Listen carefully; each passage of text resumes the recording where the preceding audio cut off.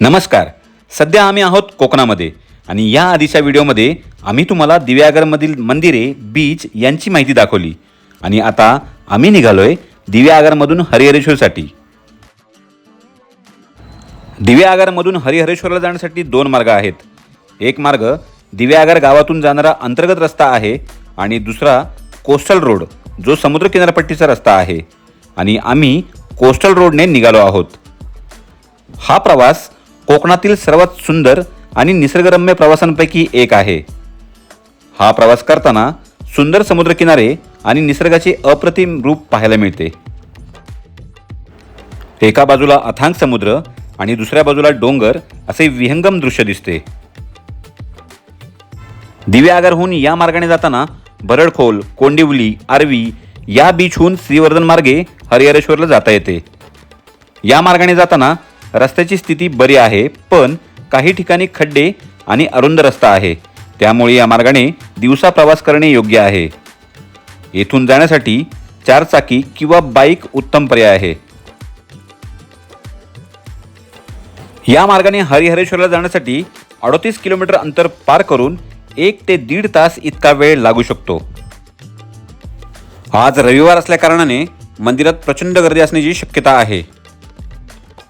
अखेर आम्ही हरिहरेश्वरच्या मंदिराजवळ येऊन पोहोचलो आहोत आणि या ठिकाणी पार्किंगची सुविधा सुद्धा आहे. मगाशीच मी बोलल्याप्रमाणे या मंदिरात आज प्रचंड प्रमाणात गर्दी आहे आणि तसेच हरिहरेश्वरला संपूर्ण महाराष्ट्रातून पर्यटक आणि भाविक हे येत असतात. पार्किंगपासून मंदिरापर्यंत आपल्याला खाण्यापिण्यासाठी तसेच वस्तूंची खरेदी करण्यासाठी बरीच दुकाने लागतात. हरिहरेश्वर हे महाराष्ट्रातील रायगड जिल्ह्यातील एक प्रसिद्ध तीर्थक्षेत्र आहे. हे मंदिर भगवान शिवाला समर्पित आहे. हरिहरेश्वर हे स्थान दक्षिण काशी म्हणून ओळखले जाते. डोंगराच्या कुशीत विसावलेल्या या तीर्थस्थानामध्ये हरिहरेश्वर, कालभैरव योगेश्वरी, सिद्धिविनायक व हनुमान अशी 4 मंदिरे आहेत. तसेच समुद्रकिनारी असणारे विष्णुपद, गायत्री तीर्थ, वक्रतीर्थ, सूर्यतीर्थ, यज्ञकुंड, विष्णुतीर्थ अशी अनेक ठिकाणे आहेत. या तीर्थक्षेत्रामध्ये प्रथम काळभैरवाचे दर्शन घेऊन नंतर हरिहरेश्वरचे दर्शन घेऊन पुन्हा काळभैरवाचे दर्शन घेण्याची प्रथा येथे आहे. हरिहरेश्वर हे मंदिर एक सुंदर आणि भव्य आहे. हे मंदिर काळ्या बेसाल्ट दगडात बांधलेले असून त्यात अनेक सुंदर कोरीवकाम आहेत. मंदिराचा मुख्य गर्भगृह भगवान शिवाला समर्पित आहे. गर्भगृहात शिवाचे स्वयंभू लिंग आहे. काळभैरवाला भूत पिशाच निवारण करणारी आणि अतृप्त आत्म्यांना शांत करणारी देवता मानले जाते. मंदिर परिसरात पांडव तीर्थावर उत्तर क्रिया विधी केले जातात.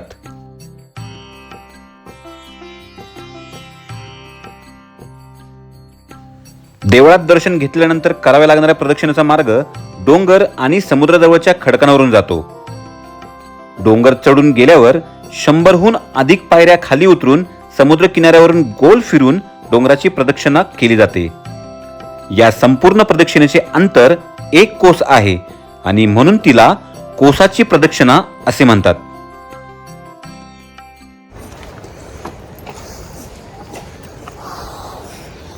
कसं वाटतंय? भारी वाटतं. लोक इकडूनच रिटर्न येतात परत. पूर्ण चढ आहे, म्हणजे मंदिराच्या वरून रस्ता गेलेला आहे. थोडीशी पायवाट आहे आणि मातीचा रस्ता पण आहे. मंदिराच्या वरच्या बाजूने डोंगरावरून 5 मिनिटे चालत गेल्यानंतर ही पायवाट सुरू होते. ही पायवाट थेट समुद्रापर्यंत जाते. या पायवाटेने जाताना पाय घसरण्याची शक्यता दाट आहे, त्यामुळे येथून जपून चालावे लागते.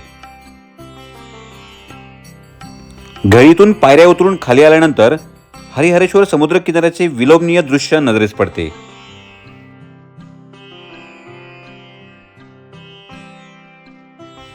समुद्र किनाऱ्याच्या काळ्या खडकाळ भागापासून 1 कोसाची प्रदक्षिणा सुरू होते. येथे समुद्र अशांत असताना काळजीपूर्वक चालावे लागते. तसेच समुद्राची भरती आणि ओहोटी पाहूनच स्थानिक व्यक्तींना विचारून ओहोटीच्या वेळी ही परिक्रमा पूर्ण करावी.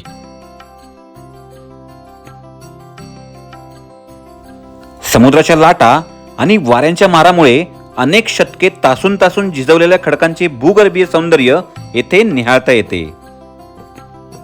खडकांजवळ शेवाळ साचून राहते, त्यामुळे येथून चालताना काळजी घ्यावी. तसेच या किनाऱ्याच्या अगदी जवळ जाऊन फोटो किंवा व्हिडिओ काढण्याचा प्रयत्न करू नये. येथून चालत असताना अनेक ठिकाणी पूजेची स्थाने आणि मूर्ती नजरेस पडतात. हरिहरेश्वर मंदिराचा इतिहास सांगायचे झाले तर हे मंदिर बरेच जुने आहे. काही लोकांचा असा विश्वास आहे की हे मंदिर 12व्या शतकात चालुक्य राजांनी बांधले, तर काहींचा विश्वास आहे हे 17व्या शतकात पेशव्यांनी बांधले. अनेक लेखातून दिसते की थोरले बाजीराव पेशवे यांनी या मंदिराचा इसवी सन 1723 साली जीर्णोद्धार केला. इसवी सन 1793 साली हरिहरेश्वर मंदिराला आग लागली आणि 1795 मध्ये हे मंदिर पुन्हा बांधण्यात आले.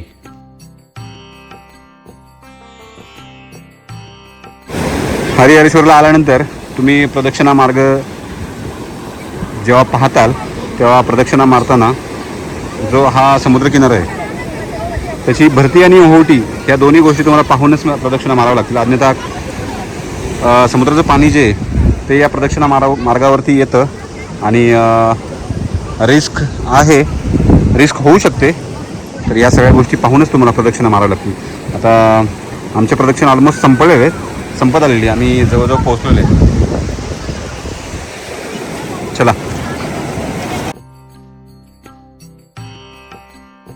प्रदक्षिणा पूर्ण करून पुन्हा मंदिराकडे यावे. मंदिरात हरिहरेश्वराची पंचामृत पूजा आणि लघुरुद्र अशी साधना केली जाते.